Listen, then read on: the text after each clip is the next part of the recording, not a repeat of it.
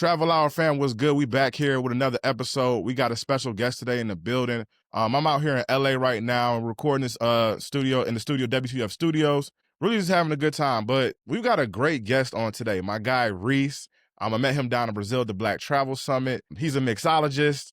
He's also always got a camera in his hand recording the moments.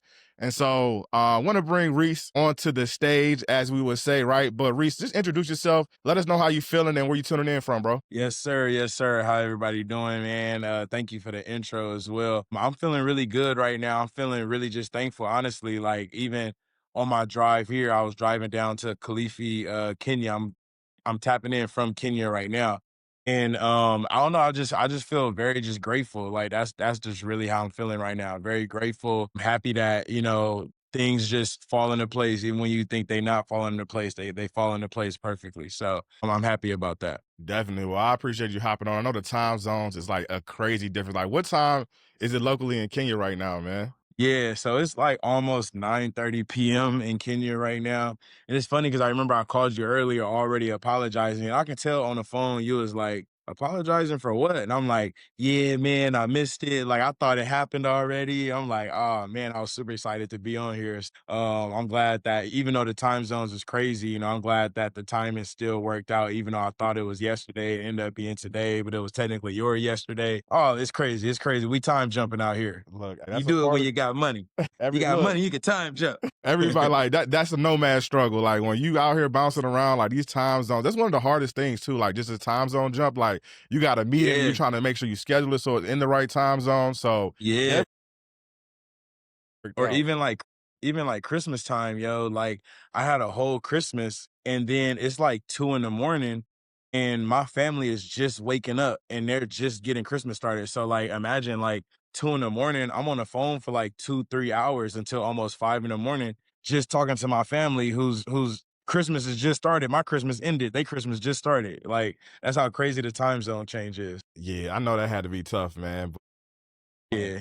And speaking of which, I'm in Cali right now, but I know you from a little ways up north in the Bay Area. So Yes, shout out sir. to the Bay, man. Let the people know where you from and how'd you grow up, man.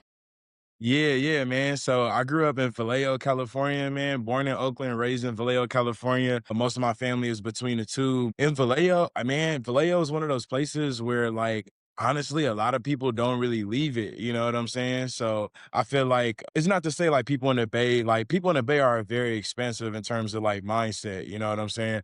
But in a weird way, it's like because we have so much in the Bay that I think a lot of people, and I think a lot of my homies can attest to this, just don't leave. You know what I'm saying? So like growing up, like California, people from California, we already feel like we got our own country. California now damn near not even part of the United States. You know what I'm saying? If you ask somebody that's from there, that so growing up, like where I'm from, you just kind of thought like your city was your world. You know what I'm saying? And anything that was happening outside of that city had nothing to do with you. So it was very interesting growing up because you got a lot of pride in where you from, but at the same time, I think like as you can speak to, and a lot of people that's probably been on this show can speak to, once you leave the place that you from, you start to see like, oh damn, like things are different. Oh, this isn't normal. You know what I'm saying? So that's kind of how it feels like coming from the Bay and coming from Vallejo specifically. 'Cause it's a small city. No, I feel it. Like I remember when we was down in Brazil and we was at the table having dinner with some of the folks we met in Brazil at the summit, and they was like, "Oh, you from the Bay?" And then they're like, "Yeah, I'm from the Bay." And it's like, bro, like between like people from like Cali, I'll say this, like people from like Cali and Detroit, like they gonna rep all day. Like y'all gonna put on for y'all city and where y'all from. Oh yeah, 100%. Cause that's how like, cause it's the same thing too. Like I said, it feel like we got our own little tribe. You know what I'm saying? So like, you seen it how the energy was when I met Cam. Cam to me is like one of my out of the group. That was like my first homie. That was the first person who I like, from what I can remember. That's the first person that I actually hugged. Just because once she said she was from the Bay, she from Oakland. I was like, yeah, bet. Like it's all love. You feel me? So it just we got a tight knit group, a tight knit tribe being from the Bay. That's what's up, man. All love, bro. So, growing up out there and everything like that, I know you talked about like just being the culture and like, Cali being like, just a special place is different. And I can definitely see that. Like one thing I'm starting to appreciate more is like as I travel inside the United States is like how different like each region of the country is, bro. Like the music, the way people dress, like the Yeah, demographics, right? You come to LA and it's like it's diverse in yeah, a different way than versus like seeing like a city like Houston, where it's like even it's funny yeah, because the Mexicans out here look a little different than Mexicans in Houston, right? It's like so it's just a little different, man. Can you talk a little bit about and like, just growing up in that area and how it, like, shaped your lens on, like, the world now that you being, like, a nomadic traveler? yeah, yeah, man. I think it made me realize. So I'll say this, and it kind of goes to what I was saying earlier too. I didn't realize how rich the Bay was, and not even in terms of money, because you know that we have that. You know that my bad. We got this like house dog next to me. It's my first time meeting this dog, so I'm making sure he cool. You But good. yeah. Coming from the coming living in the Bay Area, it was it was almost honestly, it almost felt like segregated in a way, right? Like I remember growing up and you know how it is when you like 15 or whatever, one of your homies got a car, so now all y'all got a car. So we six people deep in a two-door Toyota, you feel me? And I remember very vividly people like us not being I think Napa, I want to say Napa at that time was like the closest In-N-Out burger that we had. So if you wanted to go to In-N-Out Burger, you either had to drive to Napa or you had to drive to Fairfield, right? How far And drive? for maybe like 20 minutes, maybe, give or take, depending on where you at, it might be easier for you to just go ahead and go to Napa, you know?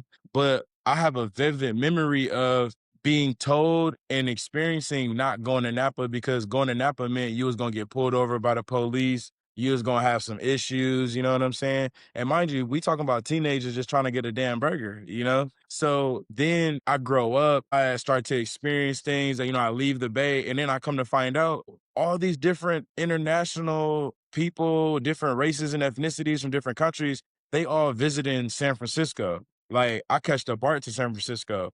They all going to Napa because Napa is one of the best places in the world for wine. I remember not being able to travel to Napa. You know what I'm saying? I remember going there and being looked at with a side eye and all of this stuff because I was just a young black kid. You feel me? So to me, growing up out there, the mentality was kind of like you have to stay in your own bubble because anything outside of that bubble is not really for you. You get what I'm saying? So it took me to leave the Bay to kind of realize like, oh, we have all these gems that I never really truly experienced, you know what I'm saying, as a kid because I was taught and we all kind of learned to just stay in our own bubble. And I give you an example, bro. My mom is born and raised in Oakland, California. I took her to the Bay Bridge for the first time in her life. And this was maybe 4 years ago, 3, 4 years ago. And then the time that I took her, I went for my first time maybe a month before. Think about how many people go to the Bay Bridge or going to the Fine Arts Palace in San Francisco. I didn't even know that we had a black museum in San Francisco. You know what I'm saying? So like it's such an interesting thing. I was talking to my homie about it and it made me super sad because he was my homie from Frisco. He was like, he got cousins that never came across that bridge. Going to Oakland to them, even from San Francisco, depending on what part you from, it's like going to another country. You know what I'm saying? So one of the things that I learned being from the Bay is like even though we got that tribe mentality to a certain degree, it kind of hurts us because we don't really know that we sitting on the gold mine because we don't look at it as if it includes us. So like I got another homie, he ended up having like a wine event space in Napa and he hosts a lot of events around wine.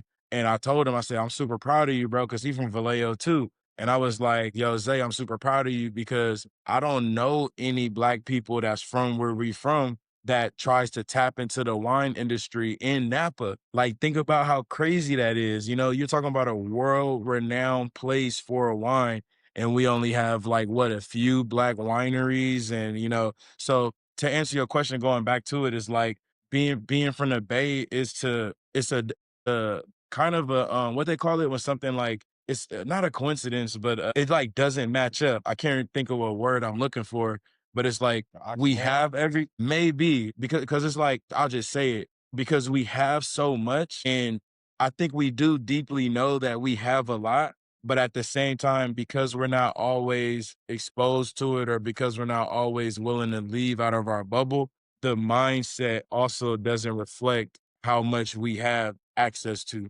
You know what I'm saying? That's just like I'm pretty sure you met people in LA, and I think Issa Rae had a joke about it in Insecure about the kids not even going to the beach. Like you got kids that grew up in LA and have never been to the beach. Now think about how many movies you saw, and then there's a cut scene of a B-roll where you're looking at a LA beach, Santa Monica or Laguna or one of those places. The Bay Area is very similar in that sense, and I really think it's not even a Bay Area experience. It's really a black experience, but I can extend it to like my Filipino brothers. I can extend it to, some of my Mexican brothers, but like it's truly and I don't like using this term all the time, but it's truly like a person of color experience. Yeah, I think that's a great way to put it because it's like when you look at it, like it's crazy because I was just thinking about the Issa episode, right? Where she took them kids out into the beach, and I'm just like, dang, I can Yeah, relate to running. this. I can relate to that because it's like, look, man, when we are in these spaces, right? Like we're cut off from access, right? And my biggest thing is like one of my biggest things is access, right? Like when we were in Brazil, right? And like we took the trip up there to go like, saying see the samba school and just learn some more about like ballet charmi and things like that, right? We were having a Mhm. conversation in the park and it's like, hey, like, why don't more people know about like what these black people are doing in Rio, Brazil? And it's like, well, it's pretty much how the system is set up, right? And it's like those similar experiences. So like they're talking about like, yeah, like there's no pathway for people to go to college here that look like us. The black people, they don't send trains up to the north. So there's no train to catch that they have to go down there to the city to go to a university, right? Then you get to a Yep, university, you got to leave university to go to work to go help support your family. And so it's yep, almost, virtually impossible to do it, right? And so when you look around like being in Brazil, it's like, yeah, like go to Copacabana Beach, you go down to Lemmy, you go down to Ipanema, and you always looking like, bro, like where the black people at? Like it's just similar experiences. I think that was one of like the most mind blowing things, like being in Brazil. Because the way it's advertised to you once you get there, it's like I yeah. don't think I ever would have knew about like Zona Norte or going up to Madureira had I not been like exposed to it by saying people I met along the way. Yeah, and look, we had the time of our lives, boy. We had a time when we Man, was up there. But like, and think about like, and that says something, right? Think about to this day, that's one of my biggest TikTok inquiries. How can I find this? Where can I find this at? Because there's a thirst when people go to Brazil and they're like, yo, where the black people at? And like a lot of times they get told to go to Salvador and stuff like that, which I got love for Salvador and I appreciate, right? mhm, But think about how crazy that is, bro. Rio de Janeiro and Bahia had two of the biggest slave ports, meaning that they got some of the largest amount of black people. But then you can have another foreigner that's black go to there as a tourist and then ask the question of where the black people because they purposely don't want you to even they don't want you to get exposed to their community and their culture. And then they don't want those people to get exposed to what's happening on the other side either. So it's like these constructed bubbles, bro, that gets manufactured and it's maintained. You know what I'm saying? To your point, it's just maintained. that's a fact. That's a fact. That's a bar right there. I know we're talking a little bit about Brazil, but also too like um that's where we met. So we pulled up Yeah, to yeah, Brazil, right? For Black Travel Summit. I know for us it was the trip that made it out the group chat. And yeah, so glad we went because Black Travel Summit had been on my radar for a few years, but it just never man, worked out. The schedule, the logistics never worked out for me. And Brazil kind of yeah. just worked out perfectly. So just talk about like how'd you find out about it and what I'm saying, what made you just make the journey down there to go to Brazil for Black Travel Summit? Man, I'm glad you asked that question because I think me going there was like me trying to tell myself like, hey, you are a content creator, you know what I'm saying? And you also belong here as well too. But if you're not willing to invest in yourself, if you're not willing to like work for it, like you're gonna continue to have that what they call it, that outsider mentality or Imposter whatever that syndrome? fancy yeah, imposter syndrome, that fancy name that they came up with. So to me, bro, like how it came up on my radar was I think I was just, Instagram kind of following anything and everything that had to do with black travel. because I had at that time decided to be like a little bit more into traveling and stuff. Cause my biggest thing was like me being a photographer. So my Instagram accounts was mostly photography pages and everything like that. So I started getting more and more into travel. And one of the things I do love about social media, bro, even though people have a lot of gripes about it, one of the things I love about social media, if you can navigate through the algorithm, people will start showing you parts of the world that you never thought to go to. And that's kind of how I started to keep going into it. So then I think I followed the founder, and then she from Oakland, you feel me? So Uh-huh. she had posted a video about it, and I was like, oh, okay, boom. So I followed the page, followed Black Travel Alliance, and I was seeing it. So it was on my radar, but I just never thought that I should go. Cause again, imposter syndrome, right? I'm like, I'm not really a content creator like that. I'm not really married to the game. You get what I'm saying? So I'm like I don't host group trips, you know. So I just kind of looked at it as like wasn't something that was for me. And I think they created like a creator contract or something like that. And I was like reading it and I'm like, well, this does kind of describe me. I guess I am starting to kind of, be a content creator. I kind of separate my artistry from that, but still utilizes it. And when I saw that it was going to be in Brazil, I knew that I was going to be coming off of my Euro trip and I knew I was going to be broke. I knew I wanted to like get my money back up. So so two things. I knew I was going to go back home so I can kind of reset a little bit, visit my family as well. And then I also knew that I was trying to get back to Africa as quick as possible, especially after doing my Euro summer. I was like, take my black ass back to the motherland immediately. So one of the easiest places to go to Africa from, ironically, is Brazil. Yeah, that's why. Hey, look, hey, they was cooking with that, Root. Found one. Facts, facts. So then my friend, she had hit me because she was working with them. Then my friend Samaya, she was like, "Hey, I think you should go to this. I think you would benefit." And again, imposter syndrome. I'm like, I don't know. Let me look into it. Blah blah blah. And then I started reimagining. I'm like, honestly, I want to go back to Brazil. This is a chance for me to connect with other Black travelers at the time that I really yearned for community. You know what I'm saying? And I was honest to myself about that yearning because I think a lot of times you get a lot of social media people that like big up solo travel, and I'm all for solo travel because I'm a solo traveler, but I sometimes don't like the way people present it and big it up because it's not all roses, right? And I would take community over solo travel any day of the week. So I said I can build community, and then I said there's a chance to have a business connection as well too. And lastly, there's people that are doing this for real that I can now see and think to myself, well, what are the possibilities for me if I wanted to get more into the travel business, whether content creation or actually hosting or whatever the case may be. So that's what really had put it on my radar and then kind of was the decision making time for me to say like, you know what, I need to go over here to this conference. It matches up to the point where I was like, if I don't go this time, I don't know if I'm ever going to go. You know what I'm saying? So it just worked out. I mean, it's Brazil, bro. Like, do we really need an excuse to go to Brazil? Do we really need an excuse? We looking for one. Ooh, it's raining in California.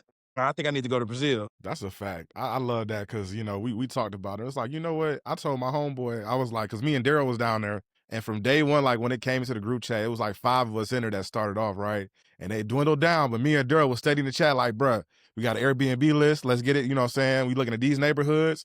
I'm like, cool. I'm good with logistics. So I'm like, bro, I'm thinking the route should be we'll hit Sao Paulo, then we'll go up to Salvador, and then we'll finish off in Rio. And so me and him was going I back did it and right. forth. Everybody else started getting quiet. And my thing too, like Yeah. side note, y'all, I love y'all. But folks, if you get put into a group chat and you not no longer able to go on the trip, just exit the stage left. Let people know like, hey, I can't make the trip. Because you got folks Hey, out here planning to have 5 people on the Airbnb, then you book it, and now it's 3 people left. So, yeah. And to the same folks, stop faking the funk, overextending yourself. If Mhm. you know you got a wedding on the 25th and then you gotta go to Japan on the 27th, and then on the on the 18th, you gotta go your baby mama birthday. Like, bruh, you not making it on the 19th, my guy. Like, just stop it. It's over with. It's cool, and that's okay. Like, just Yeah. communicate. And I know, like, sometimes it can be hard to do that, so I don't want to discount that, right? Sometimes I think sometimes the hardest thing to do is say no to something, right? But you know, what I'm saying out of 100%. respect, like, just you know, what I'm saying like once you know you can't go, like, hey y'all, I got to catch you on the next go round. We understand, bro, but when you start having people leaving people out to hang, that's where it's like, come on now, like you put us in a bad situation. So And it's like, bro, because you said that you good with logistics, so you know it's a lot of time that go into trying to accommodate everybody. So it's like, bro, I done put 2, 3 hours of work in just to find the best of the best. And now y'all lollygagging, and now we done lost the Airbnb that would have worked for everybody. You know, it's just they don't see the impact. You know, they yeah. don't see the impact. And it's like, you know, I've had times where because I curate small group trips, you know, and so sometimes it'll be some stuff where like somebody was kind of like shaky or a last minute add on. And they'd be like, well, I get the small bed, bro. It's like, hey, we had the other Hey, spot locked in. This is what we got now. Let's make it work, Hey, y'all. I ain't even gonna hold you, bro. My homies hate that I be doing this, but I'm like, hey, if you put in the work to organize the trip, if you did the ugly part as far as like finding the flights, finding the Airbnb, hey, bro, the master bedroom yours. It's only right. It's only right. Why would I not take the master bedroom, bro? What? Stop playing with me. That's a fact. And so, like, even like, you know, just talking about that, but yeah, there was a lot of logistics going on to get down to Black Travel Summit. I know we ended up, both of us stayed in the city of Rio. And then I know the summit was actually hosted about like 45 minutes to an hour. We was trying to save a little bread. You know, that's when I knew you was my guy. I was like, you staying over here too? I said, yeah, we thinking the same thing. Yeah, we on a budget, brother. We on a budget. Yeah, yeah. We ain't had that Hyatt money yet. We ain't had that Hyatt That trip would money. have been a lot shorter had we been staying at that Hyatt, but it was a beautiful hotel, though. I will say that. Man, Shout out to BT. One thing about it, the logistics were on point with it. From like everything was curated. So them going out and finding like black vendors and being very specific about the excursions that they. they're amazing. Reese, talk to me about like you know after going to BTS for the first time. You know what are some of the biggest takeaways that you had from attending the conference? Man, I think there's this stereotype where like black people are gonna be late, we gonna be disorganized and all of that. When I tell you, bro, I'm not saying that BTS was perfect, but man, they was close, in my opinion, as a consumer. I mean, Cause I'm talking about, bro, every excursion.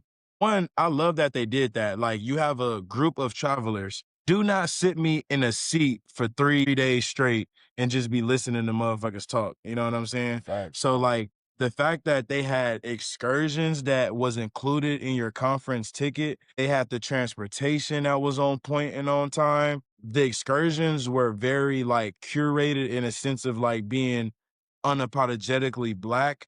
You feel me? And I felt like that was a kickoff that it helped me meet people. Cause again, I'm going to this conference solo. I don't know anybody. And the people that I met on my excursion was people that I communicated with, I've become friends with. You know, you kind of got a little, so when you see him at the conference the next day, you like, oh hey, like, you know what I'm saying, chop it up a little bit. Shit, we was on the same excursion, you know what I'm saying? That's how we kind of got cool, right? And then I feel like the gala, so many beautiful people. They was dressed up. I mean, part of me felt like I wish I would have had a little something different on, because I was like, the African garb in there was popping. Like everybody was looking amazing, bro. And the actual conference as well too. Like if you think about it, bro, you got the opportunities to talk to people that would in other ways be hella harder to reach. You know what I'm saying? Like you able to just sit there and you able to talk to, I think her name is Marianne, who owns one of the best luxurious hotels in Morocco, black woman owned, you know, and she's so smart with it. So just to hear her talk and just to be able to, you know, say what's up to her was cool. Talking to people that's different tour operators, talking to people that's like outside of your wheelhouse, you know what I'm saying? And meeting people, to me, my best part too is like you're meeting people who are also trying to get things done, you know, whether it's somebody like you who's doing this podcast, somebody like Six who's trying to build an app, somebody else who's, you know, building their own tour company, trying to, you know, somebody like me who's aspiring to make more documentary style short form content, you know.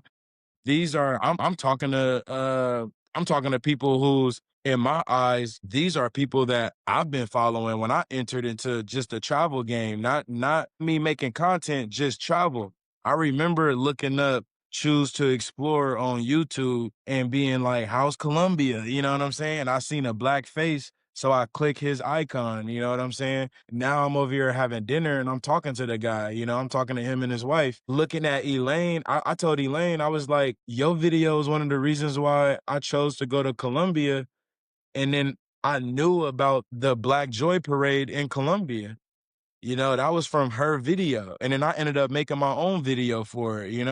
So, you go from that years forward, and now I'm talking to her, you know, in the middle of a forest, in the middle of a Columbo, you know what I'm saying? And now me and her, we're able to have conversation and build community in that way. So, that travel summit was really a huge gateway if you used it right, you know what I'm saying? That is like that pretty much sums it up. Like I was worried about the quality because like, hey, I'm like, I've never been before.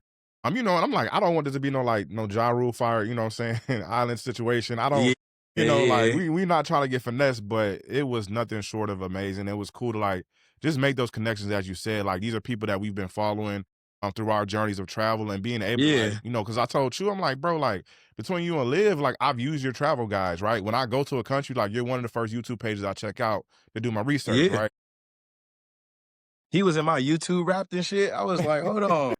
And they so cool because one thing about them, and I have to say this, like I've like DM'd them about certain stuff and they always respond. Like no matter how big of a following that Always. they have, they're always been like super cool, relatable, and just like really easy to talk to. So shit No, on, man. I was trying to figure out how the hell he got all that time on his hands to do that. You feel me? Because I was like, because he was one of the people. Honestly, because of him, I try to be a little bit more busy in other people's comments because Instagram should be like TikTok. We should be supporting each other. You know what I'm saying? And as a content creator, bro, like an emoji go a long way. A like, a subscribe go a long way. You feel me? And I felt like he was always very intentional about showing love to others, and it feels that way in person as well too. It didn't feel like this is like a social media thing, it's like, nah, bro, he showed love and he interacts in person as well too. And we don't really see that from a lot of content creators. And I would say even myself, a lot of times, bro, I'm on my For You page. I'm not on my following page. And I'm like, I post and then I get off. You know what I'm saying? So I'm not even looking at or consuming other people's content like that. But now when I see some of the homies or something like that, or somebody who I just enjoy watching, I put some in the comments, whether on TikTok or Instagram. Yeah, it goes a long way, and I think people see that too because on the reverse side, as a person putting out content, right, you have to understand too, like you never know like how many conversations you like that empower people when they come up to you like, hey man, like I saw you did this and like this is what it did for me. Like I really appreciate you doing that. Or like even vice versa, like, hey, like people comment like, yeah, like I heard this interview on your podcast, man. Like this really helped me do some things, right? And so like just Yeah, leaving a comment, like you never know like how far that may go with like, helping somebody out. never know, bro. Yeah, I did want to talk to you a little bit though, because you had like a an interesting journey, right? So you grew up in the Bay, you ended up leaving to go off to school and stuff like that. But what happened after that? What did you do after you left home? Oh man, so what's funny, bro? I was always just trying to leave, bro. Like I didn't, maybe I should go to therapy or something to understand why I was trying to leave. I don't know, but I felt like I was always trying to leave, and I feel like my mama knew it, bro. Like my mom, she was telling me like, man, when you bought your car, I think I bought my car at like the age of like 16, bro. And I was never in the house from there. Like, my mom was just always like, oh, you already gone. So I know you gonna be gone, right? And then, you turn 18. I was looking at every college that was not in the Bay. You know what I'm saying? Like, and I was in a college prep. And I remember they was like, well, if you ain't got no money, you get the free college vouchers. And then it was like, we're not giving you a voucher unless you apply to at least one UC. So in my mind, I was like, oh, I can't get into Berkeley, so I'm gonna just apply to Berkeley. And then the irony of it though, the irony of that, because remember I told you like being from the Bay, sometimes we in our own little bubble. And the irony of it was I ended up going to Berkeley for my grad program. Wow. So yeah. So think about that as like a kid, me thinking I couldn't get into Berkeley, and then I get into like one of the most prestigious programs. Like that's crazy. So to go back to your question, when I left, I went to UC Riverside, and that was it. And the only reason, and I was trying to go to a HBCU. The only reason why I ended up going to Riverside was because they was offering me a lot of money. And then when I did the math, I was like, "But this actually covers most of my, education." You feel me? So me going and leaving, it really exposed me to black people that was a little well off. You know what I'm saying? I had realized I'm like, oh, we don't sag pants here. Okay, let me pull my pants up a little bit. I have my beanie on all the time. I was like, it's too hot for my pea coat. So I left my pea coat in the bay because, I'm still bayed out, but like it was just so different leaving, you know what I'm saying? And then when I left, I started to see the world a little bit differently because I started to see different people that looked like me, but they was different. You feel me? And I kind of wanted to understand what made them different as well as kind of tap into my own difference. You feel me? And the irony of that as well too is the reason why I even went to college was because some girl came to my class. I was in a college prep class avid. And some girl came to the class and was telling me, like, you can study abroad, you can go to another country through college. And I was like, that's what I want to do. So my first time leaving California in general, bro, I studied abroad and I went to Ghana. You know what I'm saying? So like, bro, before I went to Georgia, before I went to a New York or a Texas, bro, I went back home to the motherland. And that had completely altered my experience in my reality because I seen being black in a different way. You know what I'm saying? And I seen black people that, I got a couple experiences where I'm so in fight or flight mode and to finally not be in that position. It kind of tripped me out a little bit, you know what I'm saying? And it kind of dispelled these rumors of like, people not messing with African Americans and you know what I'm saying? And even just how they was living too, how they was living was fly. I was like, I told my mom, I'll never forget, I told my mom, I said, these motherfuckers kind of dressed up out here. I should have came with a nice shirt, you know what I'm saying? Like I came out there with like white tee, shorts, sandals, you know what I'm saying? I go to the club and I'm like, this motherfucker got on Givenchy, you know what I'm saying? Like what the hell? So that in itself had altered my mind and it made me think there's no way that we do all this work to do a 9 to 5 just for them to tell us you only got 2 weeks out the year to travel. Because think about the cultural immersion that I've experienced living in Ghana. And this is my first time living in a place outside of California. Now I'm living in Ghana for a month and I'm immersed into the culture. And you want me to go back and now I only got 2, 3 days of PTO before I gotta accrue more? Man, that's crazy. That sound like a setup. That sound like a scam. You know what I'm saying? It's the biggest scam ever. It's the biggest scam, bro. So that's kind of like my journey was kind of, leaving the Bay. It just kept opening up my mind and it kept opening up my experiences. I was meeting different people. I was talking to different people. It just opened up a lot, bro. Man, the more I kept opening up, the more I just wanted to soak up as many of these experiences as I can because it felt like I was denied those experiences for such a long time. Or that's a lot to take in Yeah. because it's like, it's when you step foot outside the country because of all the propaganda we see, like you start to realize like, you know what, where we live ain't always hyped up what it's supposed to be, right? And so when you started to make the leap, when you left the States, right, it looks like you landed in Mexico City, right? One of my favorite Yeah. cities in the entire world. And I know you're a My foodie. friend too. I know you're a mixologist, so I know like that had to be a vibe. How'd you land in Mexico City? Why were you there? And then let's talk a little bit about the food scene and the cocktail bars in Mexico City, man. Man, dude. To be honest with you, I landed in Mexico City kinda out of fear, you know? It was at a time where, I decided to kinda take the leap into being like a digital nomad or whatever. I didn't know how it was gonna go, I haven't met anybody that's done this, so I was kinda figuring it out on my own for the most part, you know what I'm saying? Especially doing it the way I was gonna do it. So excuse me. So I picked a place that people said was like the best place for digital nomads. It was like one of the easiest places to adapt to. People already kind of was out there, creating content and everything like that. I had went for my birthday actually. So I already kind of had a taste of it where I was like, man, this is kind of easy living over here. Like, I have my routine. You wake up, you got a boxing, you know what I'm saying?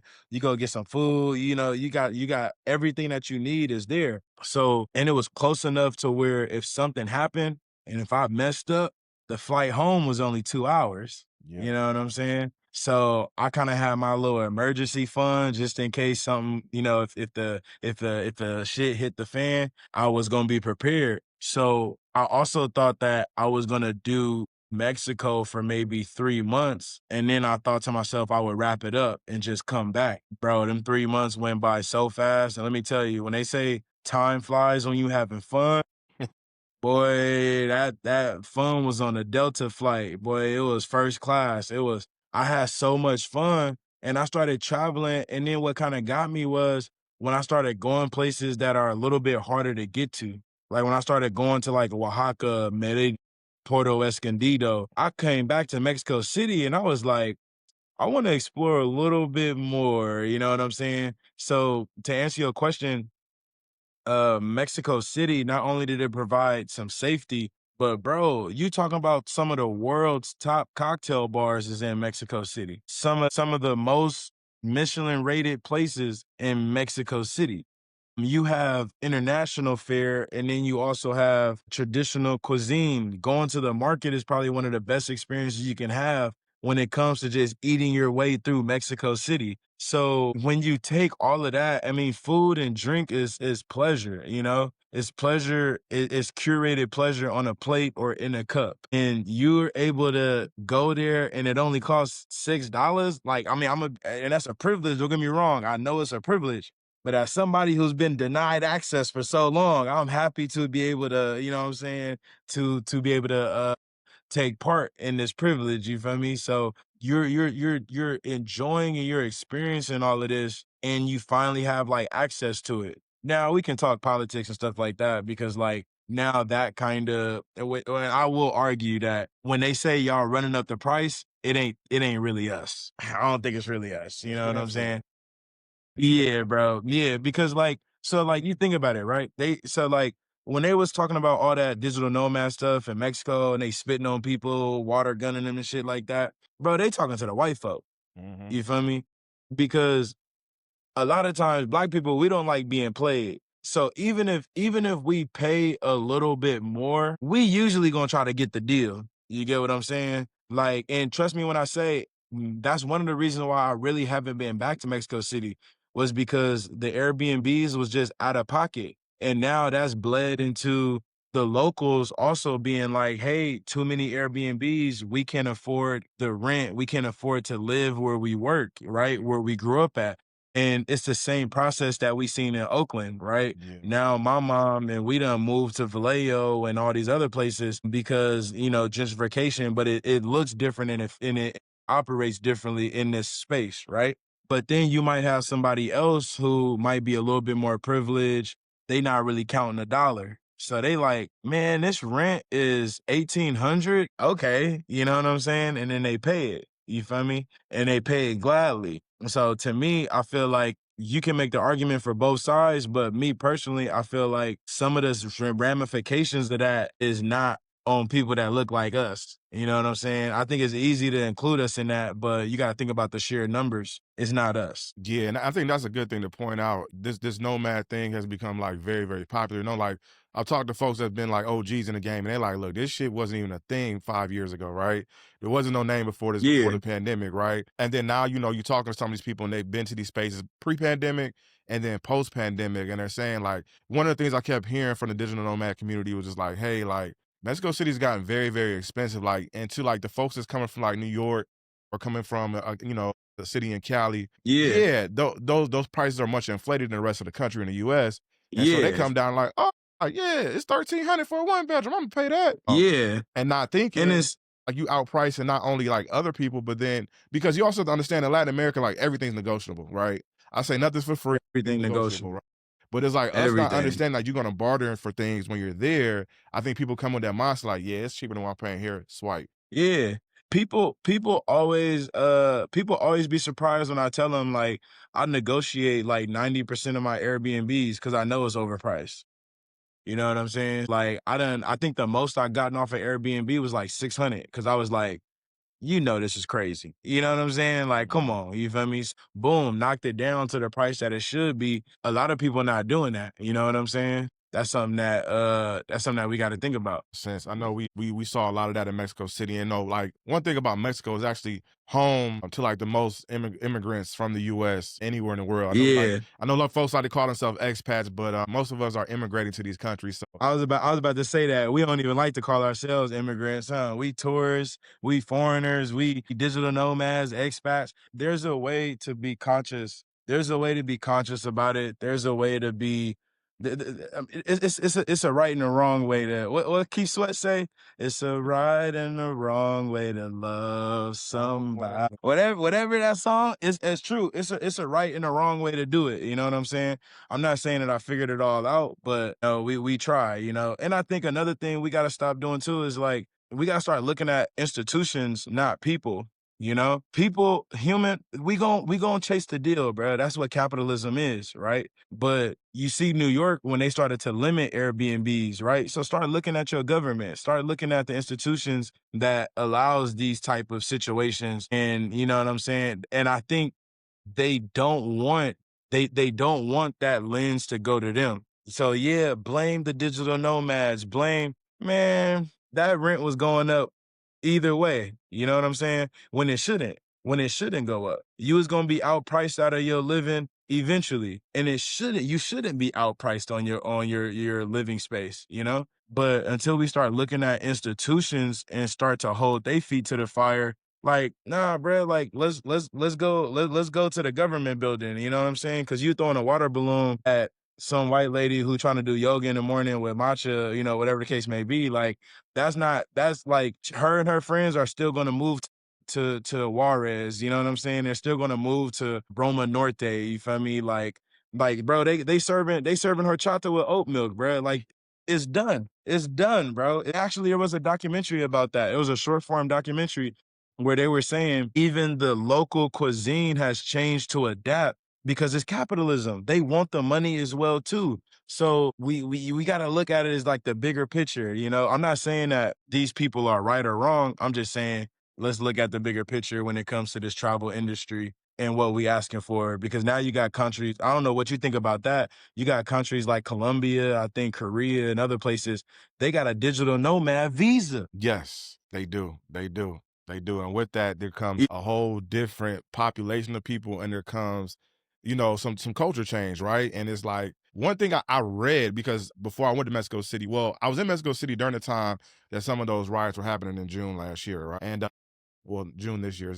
But anyway, Hey, and they wasn't pressing you, huh? They wasn't pressing you, huh? no, you know what? Like I love Mexican culture, man. They every time your boy pull up to the city, like it's always love. Like, Problem ain't you. That's why. look, I come in peace, man. But if we got to go there, we can go there. But yeah, like I think like the biggest thing was looking at is like one, there was something said in the paper about, hey, like, I know the current mayor of Mexico City was running for president around that time, had just got elected. And so shout out to them, they actually elected a female president. And anyway, there was the question was brought back to say, hey, like we know that Airbnbs and short-term rentals have outpriced locals from these neighborhoods. But who are the owners of these short-term rentals? And that goes to your point, right? And so it's like when we start to look at like these systems that are built, right? We have to also understand we got to look at the institution, like you said. So when we're going from, these different places and things like that, I think it's important to understand like how we come into the space. And I know like, us going to like Brazil, we were intentional about like, hey, like we also want to spend our dollars in the Black communities. And support local communities. So as a nomad, always try to stretch yourself. Like if you coming into a space, like it's cool, like safety's a thing and understand that you want to vet things. But at the same time too, like how can we be intentional with spending money with people that look like us? Yeah, no, exactly, bro. And that come with just acknowledging the privilege, you know.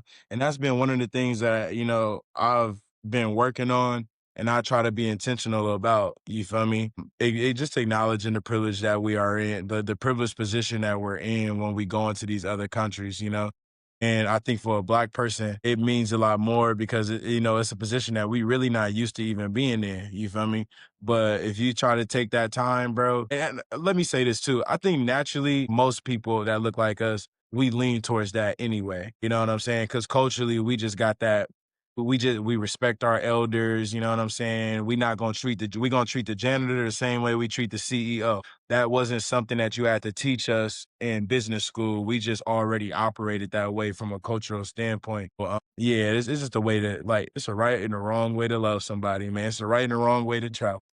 Yes, yes, we figuring it out. I've always appreciated like how you've gone into the space. Like you're very inquisitive about what's going on, but also respectful at the same time. Sometimes like you'll be around people and they just want to stick a camera in somebody's face, right? But Yeah, when yeah. we and that's like not because you can see like people on like, and this is like the dude looking at you like, bruh, are you serious right now? When we went up to, when you're documenting things, one, like how did you get into like more so like documenting things from like a more of a, you know what I'm saying, documentary style? And then from that, like what have you learned by like doing that? Yeah. So for me, like I said, I started off in photography and I used to do portraits and stuff like that. I used to do all types of photos, editorial, but I love like street photography. I love capturing moments, telling these stories, getting a feeling captured, you know what I'm saying? And that's always been my first pride and joy, my love. Sometimes when I'm stressed out, I can take a camera and just walk around, bro, and it really makes me feel a lot better, you know what I'm saying? So in order for me to answer that question, you kind of got to understand that from my perspective, right? I love that. Like it makes me feel good. And it also scratches a different part of my brain that I'm able to like understand what I'm looking at and being able to connect it to something higher than myself, right? So when I started doing content, I was doing a lot of food content because I lived in Houston at the time, and my TikTok kind of started to blow up a little bit because I was new to Houston and I was eating everything. I was going out to eat like every weekend, you feel me? And I was going to new restaurants. Like it was very rare I went to the restaurant twice, and I was capturing it and I was capturing this content. And when I started traveling, I realized I'm like, this shit kind of boring. Like the content that I was making, I truly thought it was boring and I thought it was unfulfilling. But the moment I started tapping back into storytelling, the moment I started authentically just connecting with people, you know what I'm saying? And I would just be hearing these crazy stories. I always tell my friends, I said, there's so many beautiful stories that I have that I wasn't able to capture on camera because I didn't want to interrupt the experience, by just, hold on, can you say that again? And now you got your digi pocket in somebody's face. It just happens naturally, bro. Sometimes I'm on a bus, a random person just tells me a full life story, you know what I'm saying? Or I'm walking down the street and I meet somebody and they breaking something down to me. Cause one thing I can say, if you're respectful and you are a little bit inquisitive and curious, people are very excited to share their culture with you. Yes. And they're very excited to see you be more inquisitive about it. And then when you actually know a little bit and you're able to like go further with it, they're like, wait, how you know about okay, well, let me explain this. And they'll bring you into their home. And that's been my experience. But a lot of those experience I wasn't able to catch on camera. But the ones that I was able to catch on camera, I always wanted to honor their time and their story because they took time to be on camera. They took time to, have that conversation with me. I always wanted to honor it in a way that felt like that didn't feel like I was trying to use their voice. I was just amplifying it. You know what I'm saying? Like you already painted the picture. I'm just putting it in the frame. You get what I'm saying? So that's pretty much, and to me, that was very fulfilling. That experience within itself. So I naturally took my photography storytelling and wanted to translate it over. And then the last thing I'll say with that is the reason why I started doing that type of content was because I'm naturally a nerd, bro. I love Googling just stuff. I love reading. I love watching documentaries. Like, even when I'm in Kenya, I'm like, well, let me look up like the history of Kenyan music. Like, how did y'all get here? Cause why does this sound like reggae? And like, why does this sound like gospel? And wait, is that an Indian soundtrack I hear? So when you start to be inquisitive about it and people start sharing it and stuff like that, I'm like, well, I got the information. Let me go ahead and share it. And for the people that haven't traveled, the people that I grew up with, that's from where I'm from, and others like it, they like, I didn't know that. And now you start breaking down barriers, right? So that's the reason why I started to get more and more into that type of content, And I will say this, as somebody who's starting to do that, I was talking to my friend about it. I said, "Yo, this is actually hella harder. It's actually very harder." I'm working on a video right now, and I'm on like day 4 of working on this video. Now, it might start to get a little bit more quicker as I go, but that's just to let you know, bro, it is hard, you know? And then you might work on a video for 5 days, for 6 days or whatever, and then that might be the video that get like 3 likes, but you gotta smile because you made it happen. And at the end of the day, I'm still fulfilled by creating this video. And that's how I know that this is the type of content that I should be making, because it means a lot more for me to be like, this is the history of this food, than for me to just say, hey, come to this restaurant. It tastes good. I like that. Not knocking nobody that do that. Not knocking nobody that do that. It's just about being authentic. This is about being true to yourself. Yeah, and telling those stories is so important, right? It's like, are we going into with the intention of like, this is a story that, resonates with me and I want to share it. Versus like, hey, like I think this would be good content, right? I'm trying to beat the Yeah. algorithm, and I think that's important. I seen you like you've been posting like some hella good content out there in Kenya. Like I saw the sunset with the pizza the other night that you posted. I was like, okay, look at the vibes. Like, that boy gonna find the sunset. And then it's like, Yes, sir. some of the other Street. events you've been going to. So like, I see you document out there in Kenya, but like, I know that's where you at right now. Like, tell us about Kenya and what's the vibes like out there. Yeah. It gives us the opportunity to shape and tell our own stories, because if we don't, who will? You know what I'm saying? And one of the things, somebody had put a comment on my page and they said, finally, a foreigner comes to document Kenya and it's not about the matatus or how poor we are and all of this, right? There's so much cool stuff happening in Kenya, and you don't need to create content to validate how they see us. You don't even need to make content to invalidate how they see us, because how they see us is not important to what you do. You got to make the content that you connect with and that connects with the people in a deeper way. You get what I'm saying? So to me, that's what, when you said that, it's really important. And that what you said, I don't take lightly, because it's like, bro, that's a huge responsibility, but also a huge privilege, bro. Like, damn, I'm able to go to this other country and I can eat this West African food and I can be like, wait, is what led to gumbo? You know what I'm saying? Like, bro, that's such a privilege to be able to share that story, to be able to share that experience, and you're encouraging people to also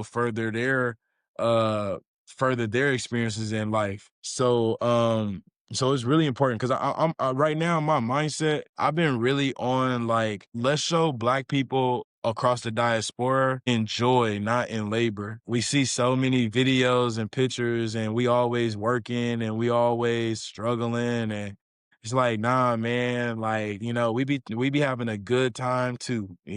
So that's sometimes why it's important for me to kind of show that. And I think a lot of times you still have a lot of people who, not necessarily willfully ignorant, because our algorithms are different, but they still think Africa is like this place where you go to and you struggle and there's nowhere nice for you to go. Like, they want you to think the US is the only nice place. Like, and they want you to think that Europe is the only nice place. And they want you to think that, oh, the certain places in Asia. Like, people try to make India look like the dirtiest place. And I just seen this girl post her, apartment in India, and I'm like, look pretty fly to me. You know what I'm saying? So if we don't control our own narrative and start to share these stories, bro, you always gonna have people that's one step behind or 3 steps behind. You feel me? Because they don't know the truth. And meanwhile, guess what's happening? A certain group of people is buying up property. A certain group of people is building high-rise apartments, all because yo ass think that they still living in huts in Africa. Like, they balling over here, baby. Yeah, like I'm thinking like doing my first trip and I want to go to like London. And yeah, I want to go to like, Berlin, or I want to go to like Spain, Man, right? And it's like these was the biggest damn colonizers out of everybody, right? But I get it, yeah, like they're dope places and there's hella Black culture in these places, right, as well. But it's like, it's just like Africa, and even when I'm looking at my algorithm, it's like, dang, like I'm not seeing like a lot of like African countries pop up, right? So I think that's yeah. something that needs to be said when we talk about it. Yeah, it does, and it also needs to, and for the people that do make that route, have grace, you know, because again, I'm not perfect. I done went to Senegal and I struggled because you don't know how sometimes these content creators, bro, these content creators got deals with hotels. They have guides sometimes, so things that may look easy, and I think that sometimes now that I'm talking to you about it, I think that's sometimes the biggest difference between digital nomads and travel content creators. A travel content creator may have a little bit more of a curated experience. Not all of them. Don't please, you know, I'm not, don't generalize and come for me in the comments. Not all of them, but a lot of them, they have these curated experiences where you're seeing them in boutique hotels and you thinking that's how their life is. And then a digital nomad, I think, is a little bit more closer to the daily life and to the people. So you might see a little bit of a difference in daily life and in how the content looks. But one of the things that I had to learn was patience and have grace because like I always say Senegal, the way people post about it, people be surprised when I say it was the toughest adjustment that I had, but it was worth it because I had such a good time there. The people were so good. But you know, again, as nice as it is out there and everything, you still gotta have grace. Cause I think sometimes you see people that do take that leap and they discourage other people from taking that leap because they like the service was so trash. They were so slow.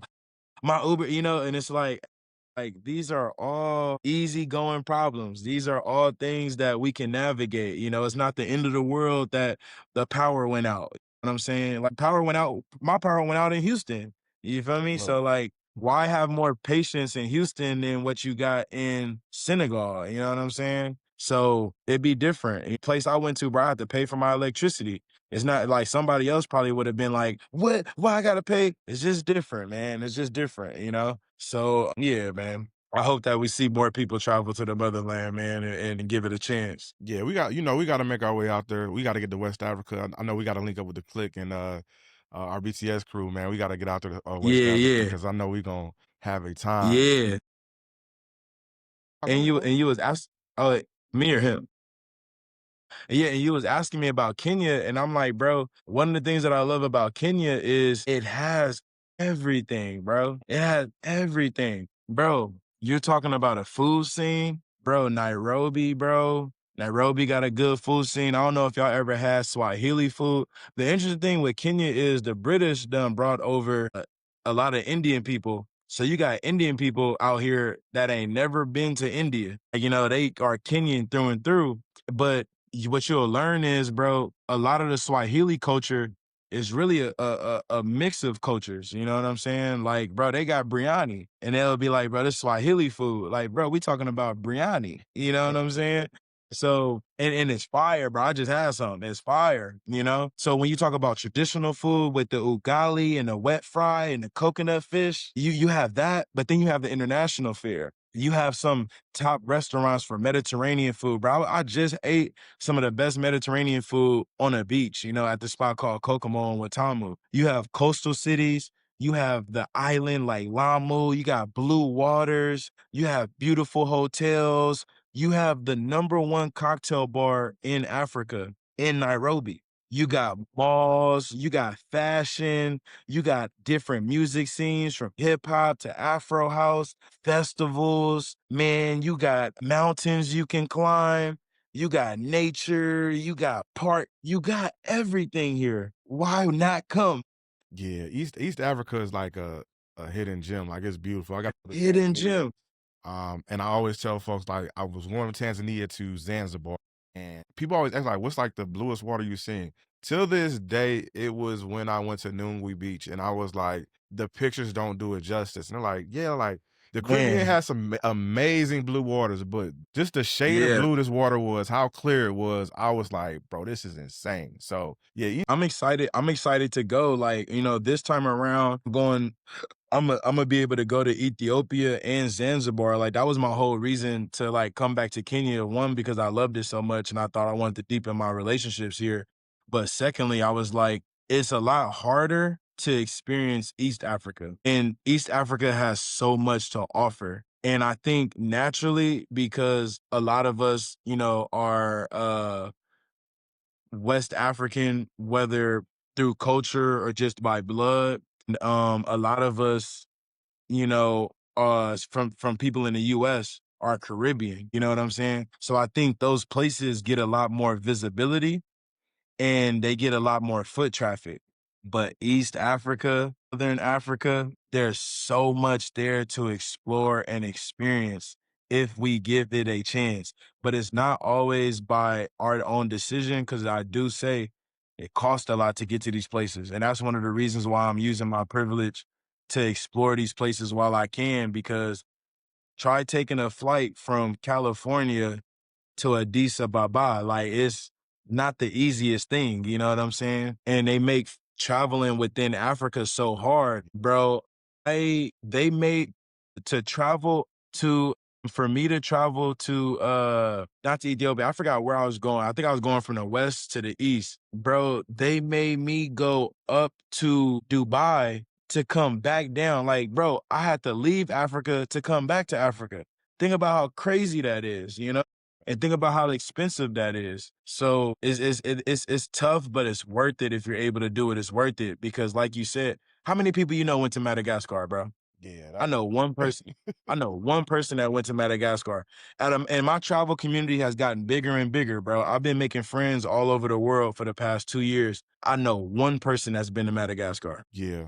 It's definitely like I noticed that too. Like it can be very expensive flying in between African countries and then also like just the part of getting there. I do know like they have a very strong bus culture there. And so Yeah. if you do get on the bus, like I did it traveling around, but I struggled because I didn't book soon enough to get like the VIP seats up front because your boy needs some leg room being sick. Yeah, yeah, Understand. yeah. And that and but that also, I'm glad that you mentioned that though. That also comes to adapting. Like, people who are really travelers, bro, people who really be in these countries, we adapt. And I think that's a skill set that gets underlooked sometimes when we think about travel. Cause think about it, bro, out of your friend group, I don't know how, I mean, I can't speak for your friend group, but like most friend groups, you got that one person who is like, they not gonna be cool with this. You know what I'm saying? Yeah. And we manage so many different scenarios, you know? So a lot of people, they not hopping on no bus to go a 5-hour drive to what city and blah, blah, blah. But you got that traveler spirit, and for the people that have it, they'll see some things that other people will never be able to see. Yeah, I think, Greyhound got some of y'all scarred. And I understand because that shit is like the ratchetest shit ever, right? We just like, we X. do a horrible job with our bus system and they got bought out by like Flixbus, which they're getting better, but it's just like, it's always an experience if you ride on a bus in the US. Like, it's just, our bus culture is not the greatest, right? It ain't like no ABO bus Man, in Mexico, man. So I think a lot of people, I used to our experience with bus culture has really scarred a lot of us. no, bro. So it's funny because how a lot of times we think about other countries as being like on some bullshit. But like, bro, I'll never forget. I used to take the mega bus from LA to Oakland. You feel me? And that was when I was in college, bro. Cause I was broke. I ain't had no bread. I ain't had no, I had no car at the time. And bro, I'll never forget, bro. I was between, for people that don't know, the mega bus, if it still exists, you used to be able to catch the mega bus from LA to to Oakland for like $5. Like, it used to be dirt cheap, bro. And they had this deal. Sometimes it would be $1. But when I tell you, bro, and this is a true story, bro. I sat in the middle of a pregnant woman and a dope and a crackhead, bro. Like a dope, like, bro. And I'll never and I think the pregnant woman was homeless. You feel me? And I just remember being like, what the fuck? You know what I'm saying? Like, it'd be some of the most interesting people on them buses. If you can survive that, you can survive a bus from Addis Ababa to Nairobi. You can survive. That's fact. You can get through anything if Magic made it. So, You can yeah, you can man. get through anything. So we wanna tap in with you, Reese, and talk a little bit about rapid fire. So I'm gonna ask you a few things, and you just give me your response. All right. All right, bet. All right. So been a nomad for a couple years. Favorite city thus far.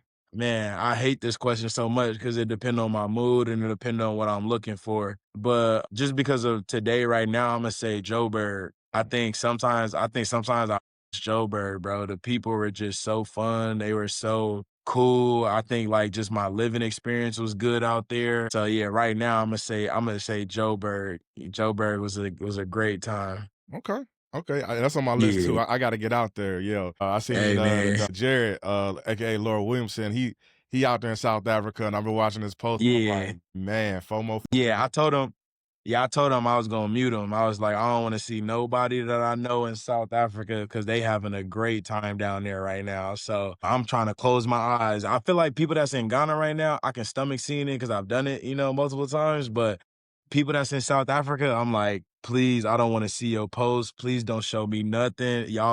South Africa is probably one of the most fashionable, coolest, cultural. It's such an amazing place, bro.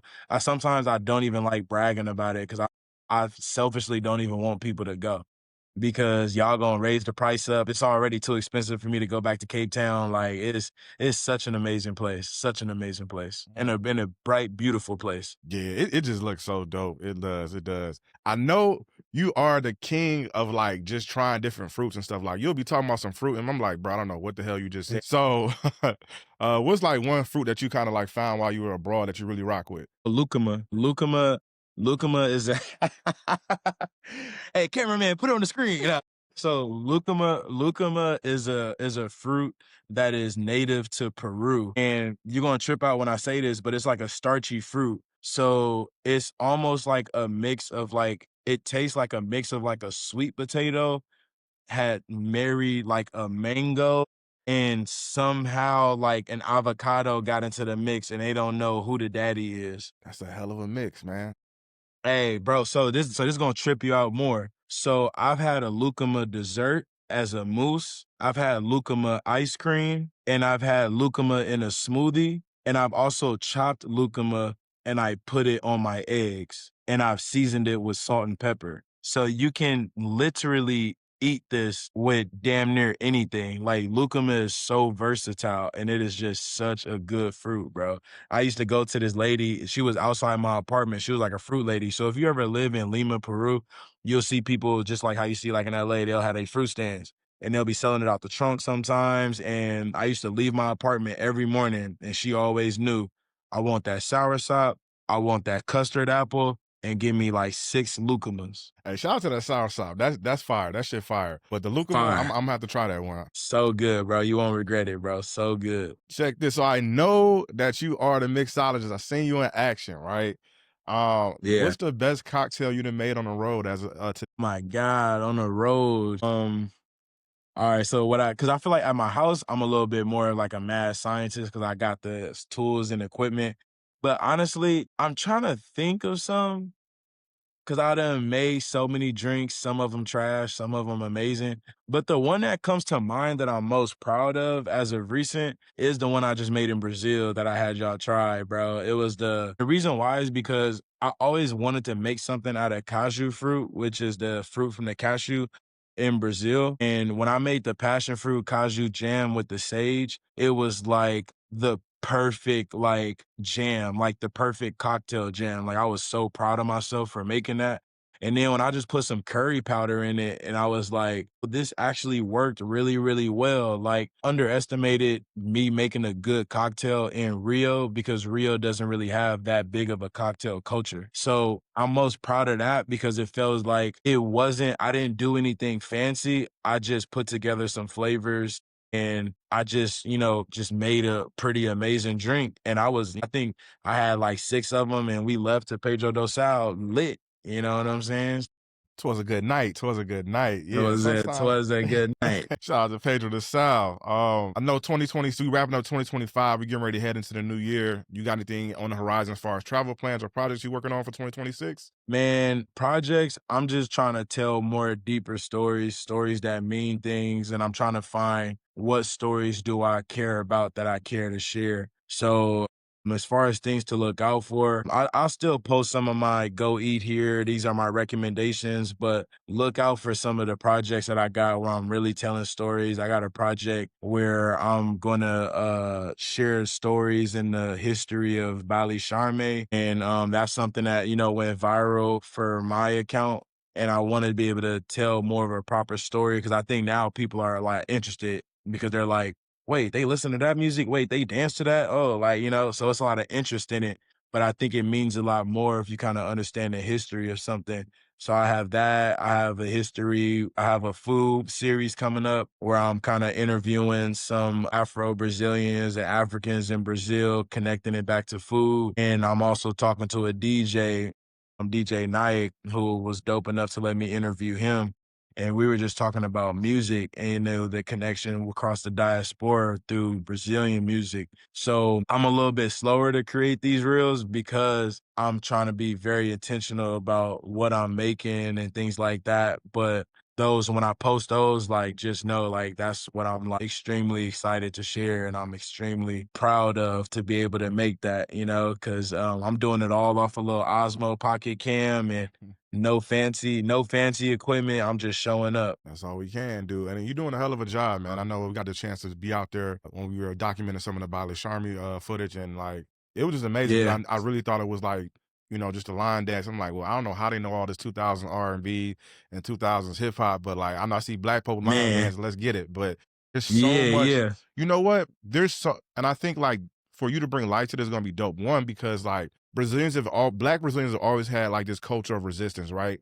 Whether it came through like capoeira, right? Whether it came through like samba, yeah, right? And now I feel like the yeah, modern day movement of resistance is Bali Sharmi, right? Like you guys have put us in these neighborhoods and removed the yeah, resources, and we still found a way to have fun and have a time and have a family reunion yeah. and work on our mental health and everything. So I can't wait to see what's coming up next with that. Nah, yeah, thank you, bro. Thank you. And I appreciate you, bro, because like I think having you there in community with me and being in Brazil, we done had some conversations that I think you brought some thoughts to life in my head that helped me not only build an interest in the story, but a responsibility with the story as well. Because I truly do believe like there's a reason why as an African American and as a Brazilian, there's this like deep connection, and it's because we share a similar journey when it our colonial history, that slave trade, us constantly re-identifying, not I want to say re-identifying ourselves, but finding ourselves in our identity journey and in our different modes of resistance. Like it's very, very similar, very, very similar, bro. So there's an affinity that we have between us, and it's beautiful. I think more people that go visit Brazil is going to experience it.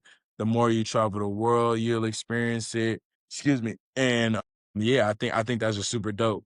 Super dope how they do that. Definitely. Well, look, man, it's been a pleasure having you on. I do want to say, I want to plug you in. So let the people know like where they can find you on social media. Yeah, yeah. So there go Reese. There go Reese. Reece. That's where you'll find me. And yeah, hopefully y'all like my content that I post. If it means something to you, let me know in the comments and share it. No doubt. Well, we appreciate you. Travel Hour family. Y'all can go ahead and tap in with us. You know, we're streaming on all major platforms. I mean, you can also find us on Instagram at the Travel Hour with 2 T's. But we appreciate y'all. Love and peace. Deuces. Yeah, and thank you for giving platform, bro, to stories and people like myself. And shout out to you, bro, because like I said, bro, if we don't tell our stories, like who will, And the fact that you are doing what you doing, and people are getting inspired and everything like that, bro, it's no small feat. You know what I'm saying? So shout out to you, bro. Shout out to your community that's tapped into this, bro. And yeah, man, I just wanted to show you some love and praise for that, bro. It's really dope. I appreciate that, bro. We trying, man. We trying. So we're going to keep doing.